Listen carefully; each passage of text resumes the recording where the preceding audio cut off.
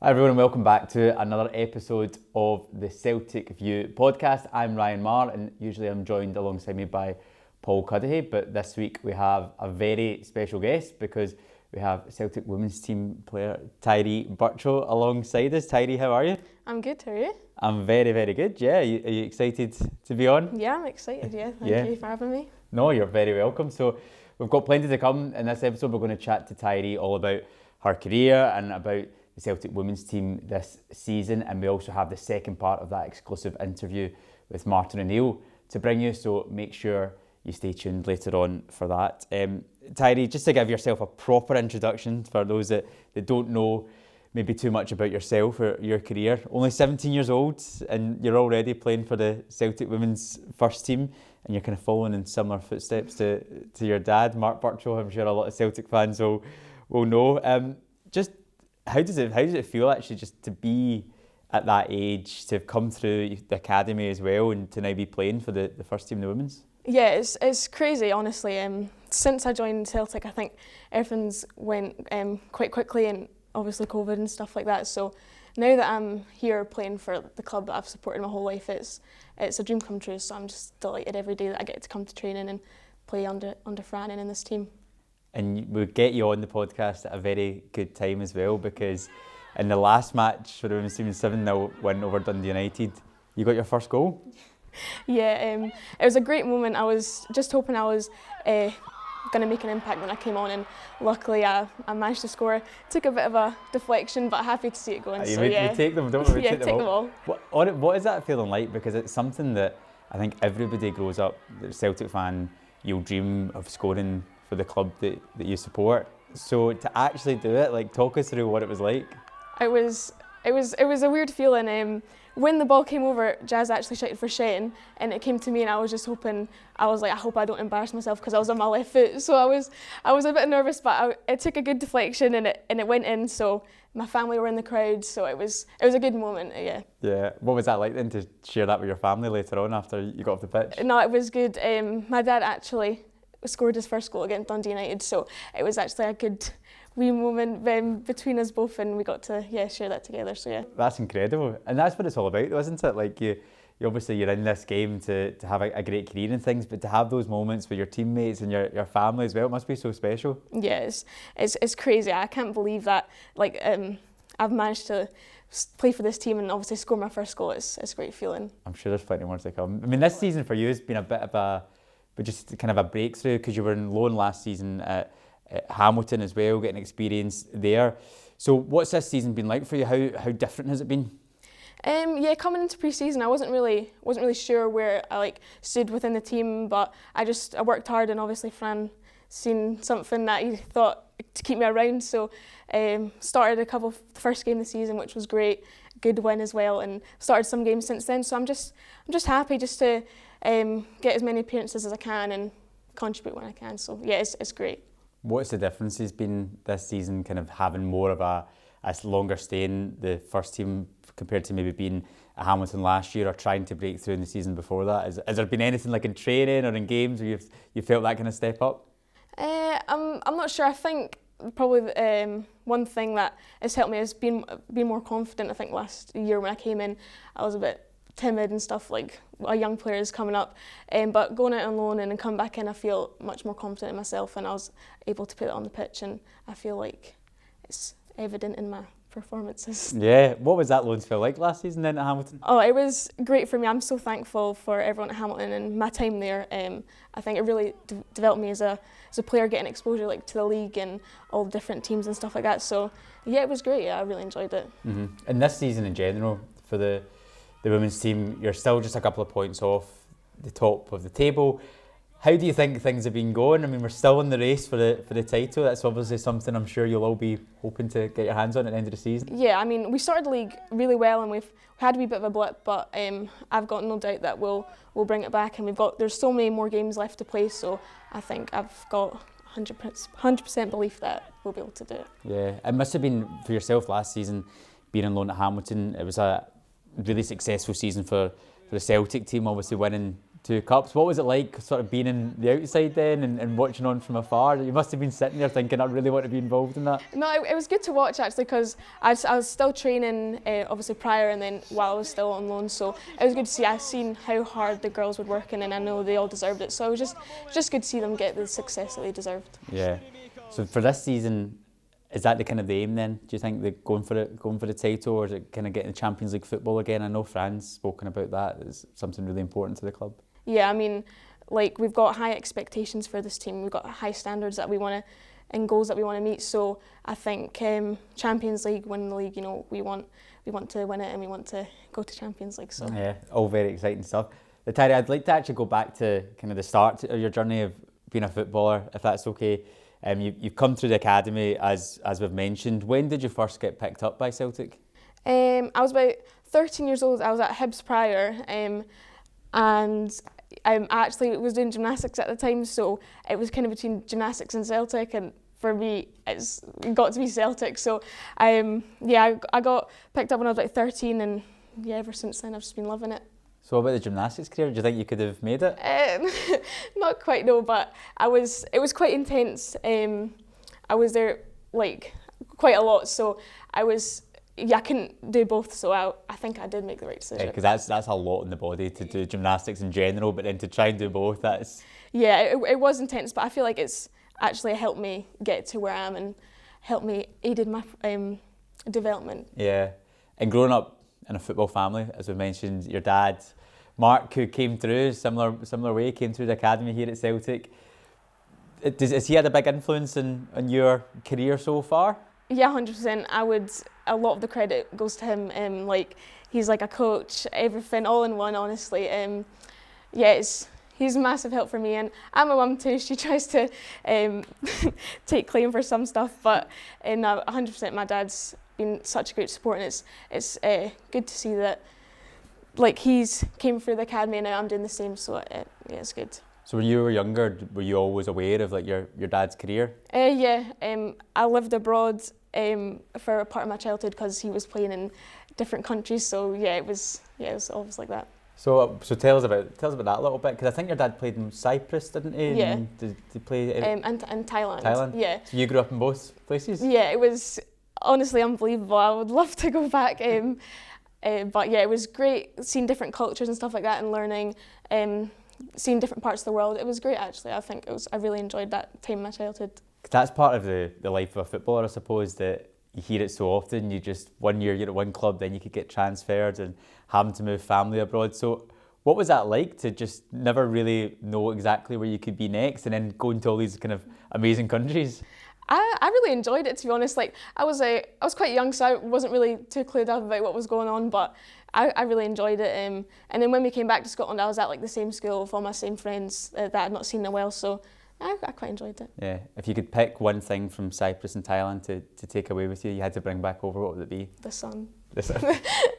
That's an easy one. It has to be the sun. Anything else? Was there anything you really enjoyed about being over? Any foods or? I'm not too sure. No, definitely the sun. No, it's so cold at the moment, so we'd 100% take that. So when you're growing up then, and obviously your dad being a footballer, and you're kind of starting to make your own journey, like, do you have a lot of conversations? What sort of dad is he like? He's encouraging. Like, I feel like 95% of our conversations are about football, so we're always talking about it. But no, he's really helpful and encouraging, and he's obviously my biggest supporter, but my harshest critic at times, which I'm not too fond of all the time. But no, it's great to have him, and he's a good dad. Yeah, and great to, as you're saying, to share those moments with him as well. Get your first goal, things like that. Just kind of talking about the pathway then that you've been on, about coming through the Youth Academy at 13. So, because it's something that we're probably seeing more of in the women's game recently, where for so long, maybe for so many people, it didn't seem like a viable career option. So what was that pathway like for you? Was it always something that you thought you could make it as a professional when you were younger? I wasn't too sure. Like, when I was younger, like previous to 13, I wasn't too really into football. Like, obviously I played it, but I wasn't too into it. And when I obviously same for Celtic. That's when it was a bit of a turning point for me, and obviously like that's when there was like talk of like things starting to become professional in Scotland and down south. So I kind of thought, like, I didn't know if I would be able to make it, but I was like thought it would be good, and starting to see like role models and stuff like that. So yeah, I always thought that maybe, but I wasn't too sure. But it's amazing now that there is that pathway for girls and for young women, that they can see the professional game now rising in Scotland and particularly in England. Like how important do you think that will be? Yeah, I think it's good to see like the progress that is made, and it gives like belief to younger girls thinking that they can actually have a career in football and stuff like that. And to see obviously like the league in Scotland is now like it's improved so much, and there's more professional teams. So I think it's only for the better. Mm-hmm. So what's it been like then coming into that dressing room this season in the first team? Has it been like, I'm quite interested to know a little bit more about the girls, what they're like. Is there any sort of jokers in the dressing room? Is there anyone that stands out? I think everyone can crack a good joke. I mean, I think Craigie quite funny. Uh-huh. And people are just funny. Like Lou's really funny, but like she doesn't really mean it. I'm trying to think who else. I think everyone's really funny. I can't really like put one person up. Yeah. Is there anyone that's really kind of taken you under their wing since you've come into the dressing room? I mean, I travel with 4 girls, Liv Chance, Liv Ferguson, Lisa and Nats. So I feel like it's really good to have them every day, like travelling with them. So I think they've been really good to help me settle in. And that's like a car full of top level experience as well in football. Are you just kind of like picking their ears all the time? I kind of just sit and observe. I just listen to what they say, the odd question, but nah, I'm just observing. Yeah. And then just for this season, like, what do you think we've kind of spoken about the ambitions for this season, maybe trying to go for the title in the Champions League, but this is really kind of the start of your footballing career. Do you think yourself about your own ambitions or things you want to achieve later on in your career? Yeah, I try not look too far ahead, because things can change like instantly. But I mean, just trying to improve and get better and just be the best footballer I can be. Really, is just what I'm aiming to do. Yeah, and hopefully a long career here at Celtic for you. Yeah, brilliant. Well, one person that did have a long career here at Celtic was Martin O'Neill, who last week gave you part 1 of his interview with Paul Cuddihy. We're going to come back and we're going to finish off with quick fire questions and see what you can do. But for now, let's give you part 2 of Martin O'Neill's exclusive interview with Paul.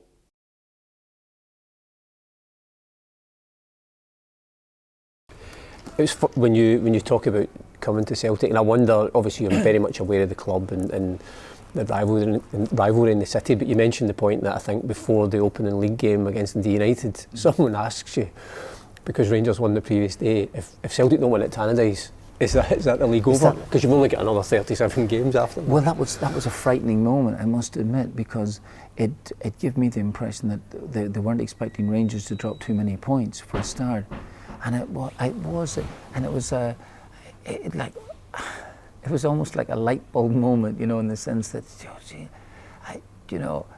and it was about, must have taken place about 45 minutes before kick-off as well too. So you walk back to the dressing room down at Tannadice, down to the bottom of the ground, and you really start to ruminate and you start to think, is that right? And it does. It sends a couple of shards of nervousness through your body, and I think, oh, is that? And it wasn't said in jest, in the sense, it was said that if that's what they thought, my word, this could be really awkward. So when Sutton scores a late goal for us, I am ecstatic that we've won our opening game, and I just knew that we could get better, but that was important for us, at least for the weekend. We had parity with Rangers, Yeah, and obviously the people then start to look at the first derby game, and people now, as soon as you say to someone the 6-2 game, they know what that is. It's synonymous with. I think not just that team, your arrival. There was a sense, I think, in the wider Scottish football that something had changed, and that game maybe crystallised the fact that this was a Celtic team that was going to be very, very hard to beat. Yeah, I think you're right now, and the more that I see Celtic fans of my vintage and maybe their sons talking about the game, I do believe that it did change. Not at the time, but more so now as I think about it, because for me, the winning of the match gave us the confidence to go on. That was the most important thing. You were never thinking about winning a league after 6 games and particularly beating your rivals, because remember, they thumped us in November time.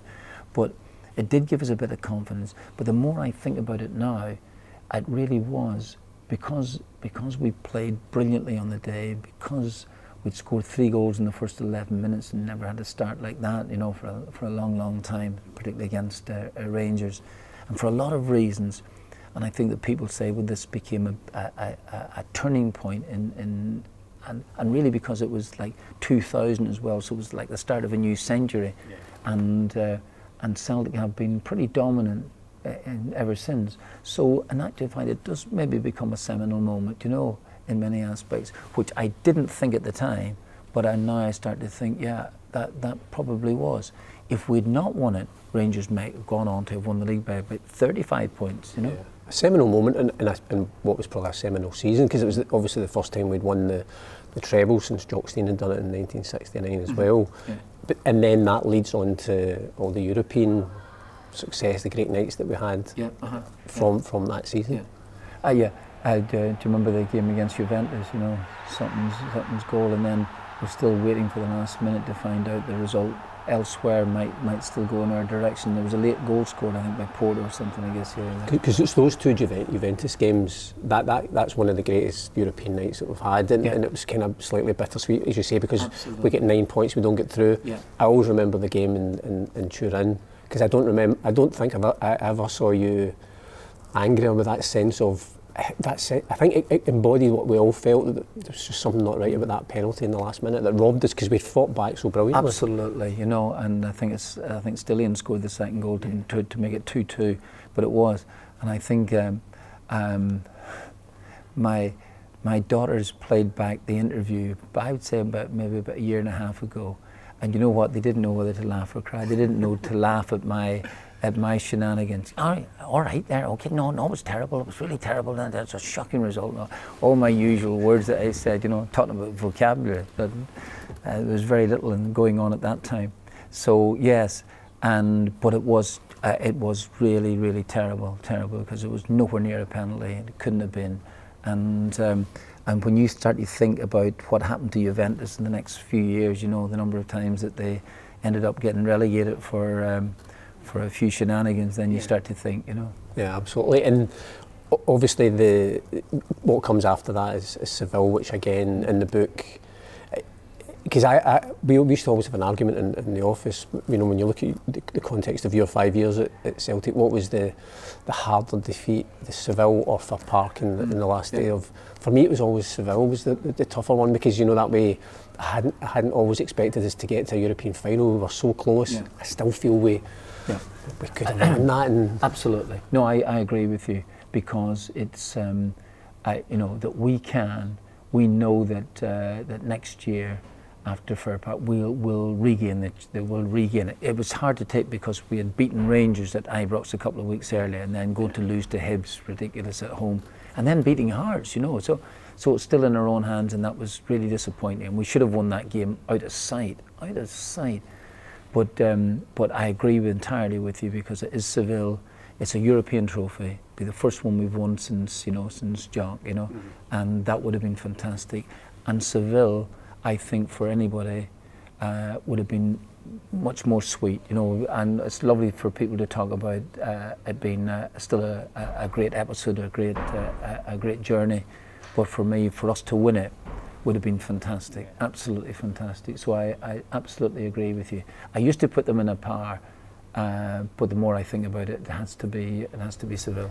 Although you do make the point, which I think is a good one, that it's probably one of the few seasons in football that anybody can ever remember where a team doesn't win any trophies. Mm-hmm. But it's revered as a season. I know. We'd ended up playing, I think, about 16 or 17 more games than Rangers did during the course of the season, and we're still fighting for it. And even Seville, extra time, being beaten in the hot conditions, and then coming back to Rugby Park to try and get a result against Kilmarnock, and scoring goals and knowing that Rangers they're going to score goals at the other end, but we're still fighting. We miss a penalty, we do all of those things, and then Chris Sutton makes some comments, post-match comments, which I think we all agreed with. You know? The only other one that always, maybe not quite as much as Seville, but the following season, the game against Lyon, for me that's the great what if of that team of yours, because I genuinely, you had a team that I know what you're going to say. Knew how to win in Europe. Absolutely. And would have gone. And we would have gone, and we're into knockout stages, and we could have over 2 games we could have done anybody. Yeah. Absolutely. And I totally agree with you. And if Porto can win the Champions League with virtually the same side that we should have beaten in 2003. But you're right. Here's an interesting thing I'm going to tell you. So, as I'm doing some writing about the book, and I have, almost put Bobo Baldy up on a pedestal or something like this here at one stage or another. And so, as my daughter was reading some of the stuff that I was putting in, and then she noticed that Baldy gets sent off in the UEFA final for a ridiculous challenge. Then he handles the ball in the last minute. And she said, Dan,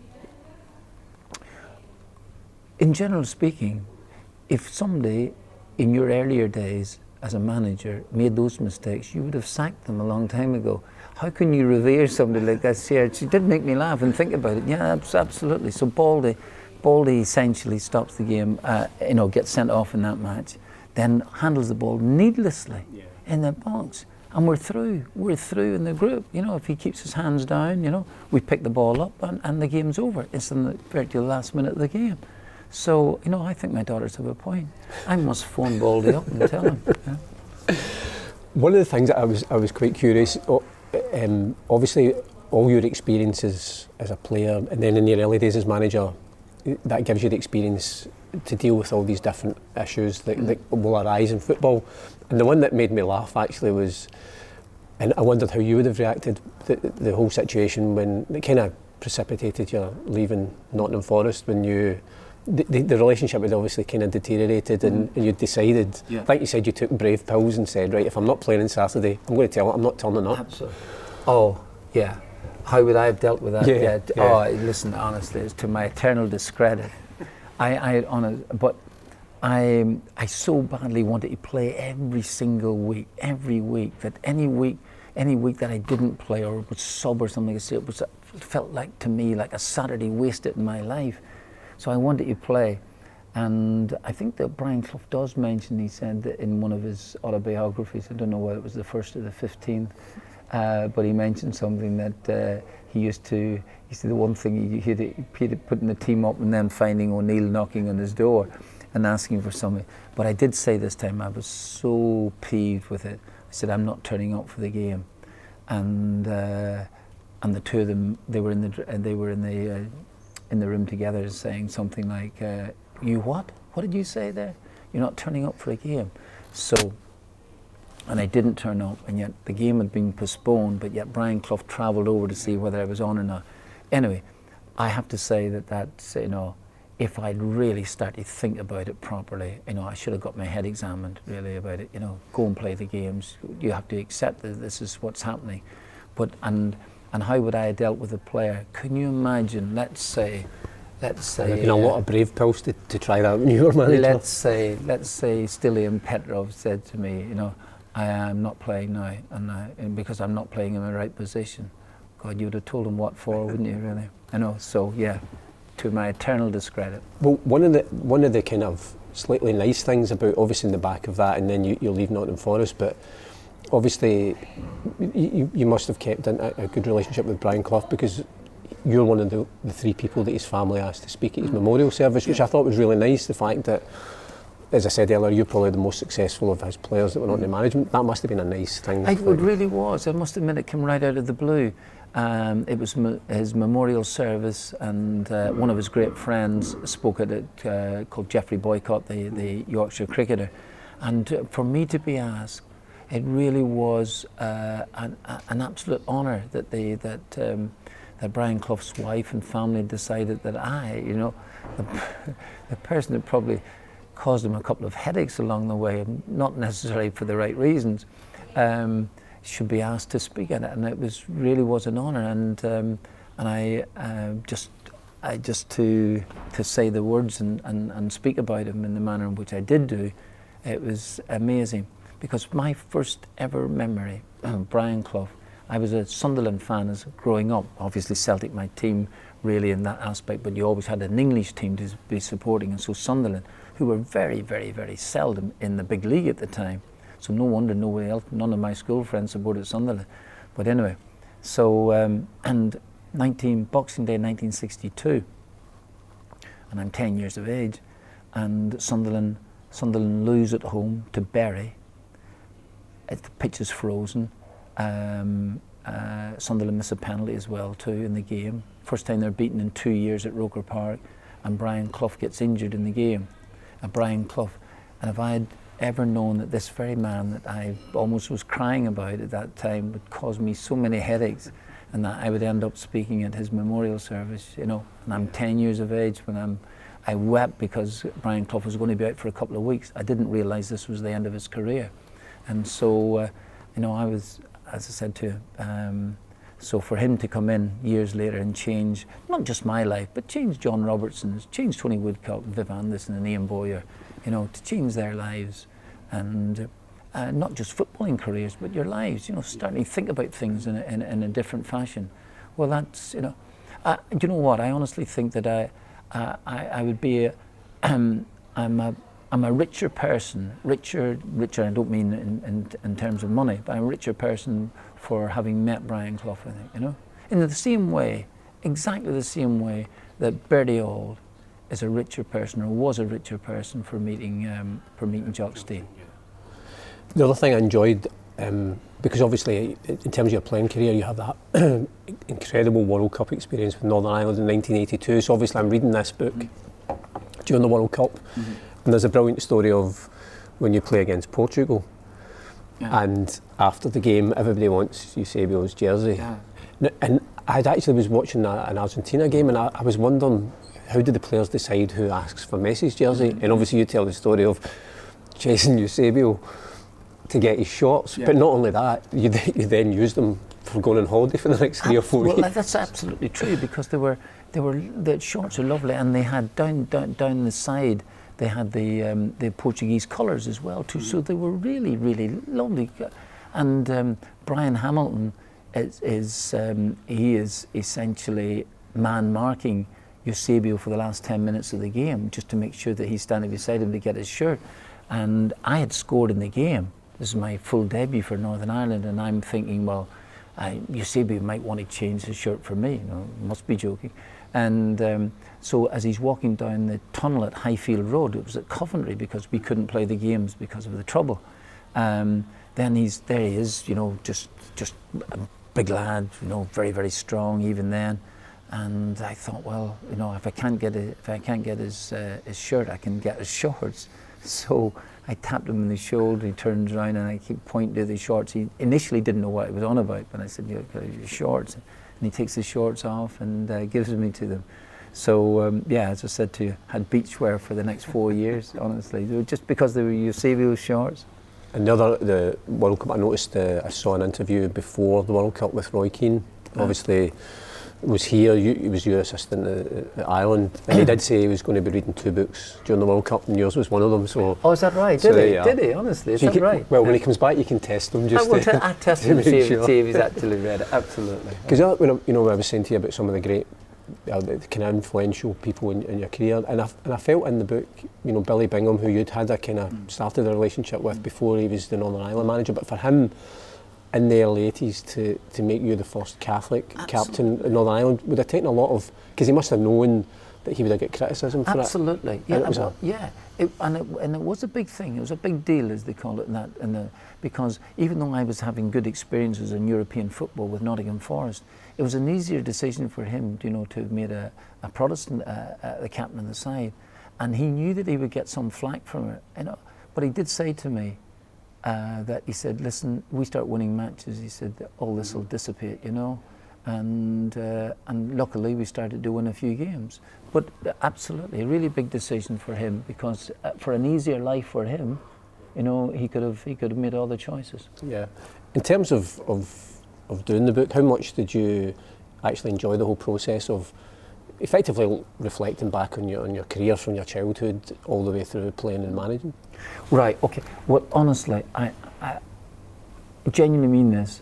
I could have written the whole book just on Celtic. Mm-hmm.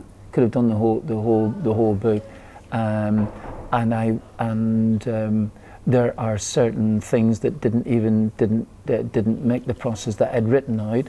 I'd written out some really, what I thought they were kind of funny stories, like going to Dallas with the Leicester City chairman, you know, and he thinking he had found the missing bullet, you know, in the streets of Dallas, what I found really, really funny. And I took this time to write it, and I'm afraid the publisher said, no, it's a football book. And I thought it was actually, genuinely actually quite really enjoyed it. And other bits that didn't make it, but I was just saying to some of my great old friends here at Celtic, I genuinely, I could have written the whatever number of pages there are, 300 odd pages on Celtic alone, or even Leicester City alone, or something like this here, or even you know, but you have a book and you don't want to bore people to submission, and it's difficult sometimes not to mention every the people that you would like to mention. Mm-hmm. In fact, I've had a call from my brother, younger brother. He says he only gets one mention in the book, and I hadn't realised that is true. He did, because he used to, when we were at St Columns together, and my two brothers. One's 2 years younger, one's another 2 years younger, and so the youngest one was the one that had to clear out the mice out of the mouse traps eventually in our room, and that was his job, you know. So and he said, well, and he phones me and tells me, he said, I think I'm worth more to you than just clearing out mice traps and stuff like this here. So it is absolutely, from that viewpoint, it's that. I said to him, well, if there's a rewrite, I promise you, I said, I know, but I must admit there's a couple of other little stories in childhood that didn't make the book either. But listen, that's the nature of the game. Yeah, could you also mention a couple of times Dermot Desmond being pivotal in you coming here to Celtic, mm-hmm. then also being pivotal in you taking over the Republic of Ireland, but well. Particularly here, because Dermot could have had other choices, you know, could have made other choices, but he decided for some reason or another, and we didn't know each other at all, that he was going to go with me, and I have to be eternally grateful for that, because I would never, you know, I think I mentioned if without him, managing Celtic would only been a dream rather than a reality. But it's like you kind of mention it as well in the book about those what-if moments, because the scout came over to watch you, I think, when you were playing for Distillery, and you didn't have a great game, I don't think. No. Actually, if I say I didn't have a great game, that might be a euphemism for being absolutely rubbish, you know. Yeah. We're obviously we're here in the Kerrydale Suite at Celtic Park. You're going to be speaking in front of hundreds of Celtic fans. How much do you enjoy? I suppose it's probably a rhetorical question, because I'm sure you do, coming back, because in the book people will love reminiscing about those 5 years, and I suppose it's the chance for you as well, and maybe just a reminder of how much the Celtic fans appreciate those 5 years and everything that you achieved. Well, absolutely. Do you know what I'm really concerned about? I've done a couple of little talks here, and some of the stories which I think are actually quite funny and apocryphal maybe in many aspects, you know, and sometimes slightly exaggerated for exaggeration's sake, and things that get here. And I'm so worried in people in the audience that, oh, I've heard that one before, you know. So that is kind of concerning me. But if I admit firsthand and say, oh, I'm sorry, listen, you've heard this story before. Hopefully not. I'm going to try and change up a few things tonight, but we're all looking forward. It's kind of like what we were saying earlier on, that first season, those successes that laid the foundation for what's been an extraordinary, you know, last 20 odd years. And I think that's why people love reminiscing, because they remember the great players, the great results, the great moments, and fans will always love that. I think that's right. And I do genuinely think that we with obviously the players, brought back some really good days. And I know Celtic had also stopped 10 in a row, which was fantastic, really important with Wim Jansen, that's Lutte and Murdo. Really, really good. But they had been in the doldrums for some time. So so to come up and actually, which I think I did, I think I kind of changed the mentality of the players, which is the most important because they're the ones that are representing the club. Yeah. So you have to change the mentality. And then I got the likes of Henrik Larsson, been a brilliant player, and then giving him better service than perhaps he had before, getting wide players to be able to deliver crosses and things like this here, and then trying to get a sturdier defence and putting Malby back from centre midfield to what I used to say to him, I don't know why you're centre midfield, Johan, because you actually can't play there, And he said, that's not my position. He said, I'm just centre back, get back to play centre back. And he was just fantastic, absolutely. Yeah. And just finally, obviously we bring it right up to date, how pleased are you with the way the club's fortunes have gone under Ange Postecoglou? Listen, it's remarkable. He's done wonderfully well for every reason under the sun, but particularly I think coming in here, nobody really knowing for certain, who he actually was. Two, but then he brings in some players that people really didn't know.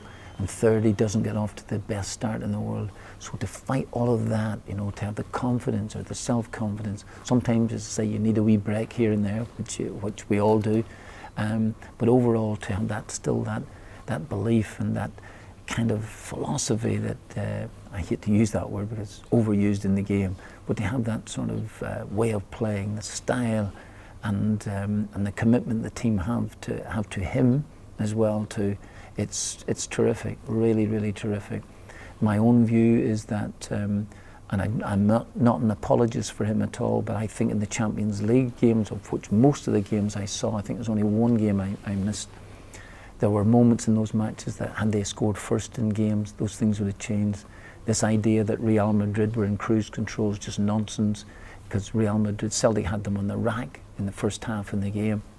So I think with all those experiences behind you, if you can, add a couple of extra players, just tinker a little bit with European football, which you will have to do, just not change your style of play, but just not every moment is going to be a glorious moment in the game.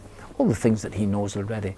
And he's clever enough to do this. He will make little adjustments here and there that you'll hardly notice, but they'll make adjustments. And honestly, it's a terrific time for Celtic. Martin, I have to say I loved your book. Honestly, did you really? I really did. It was great, and as I say, it was a reminder to me, because I was young. I remember those Nottingham Forest days. It was a great reminder. And it's always a joy to talk to you. Honestly, thank you very much. Thank you very much indeed. Thank you. Really appreciate it. Thank you.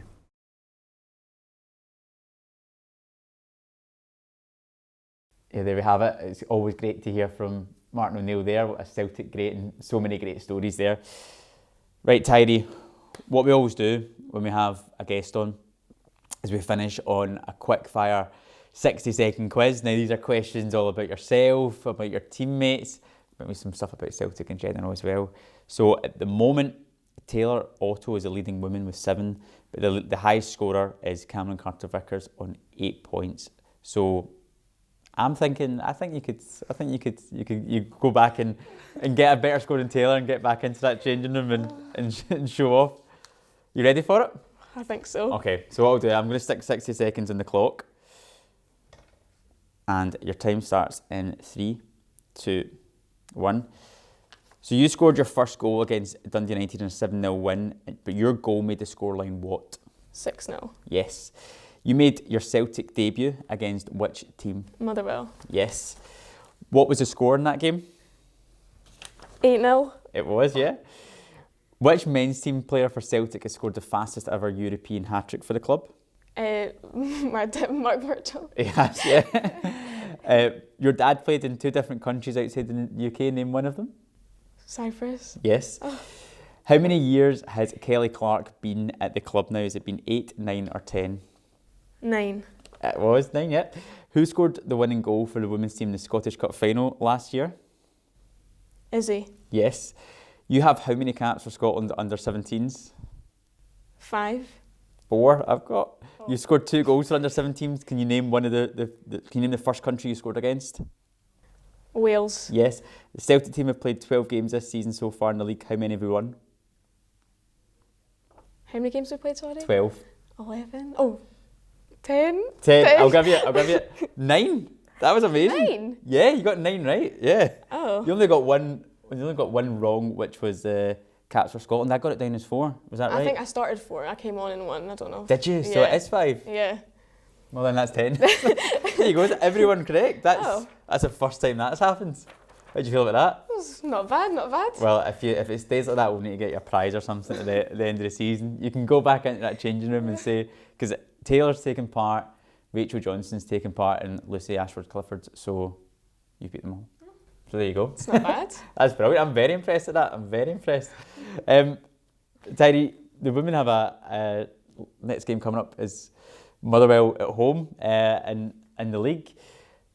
How the team sort of feeling going into that one?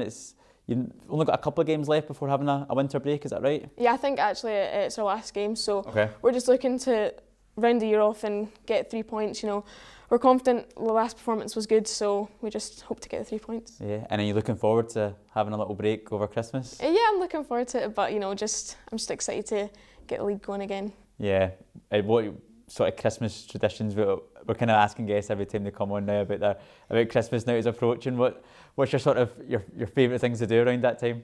Probably just spend time with family. It's a bit boring, but you know, just get everyone round and just have a good time. But yeah. It must be nice though having a bit of a break over that period where you can just kind of enjoy things a little bit more. Yeah, it's good to get a rest and kind of like take your mind away from football and just have a good relax and just reset. But yeah. Yeah. Well, all the best in that game against Motherwell and all the best when the season then starts again. I'm very, very impressed at that score you got there. But thank you so much for joining us. I hope you enjoyed being on, Tiree. Yeah, I enjoyed it. Thank you for having me. Thank you. And thank you for listening, and we'll be back again next week with another podcast. Bye for now.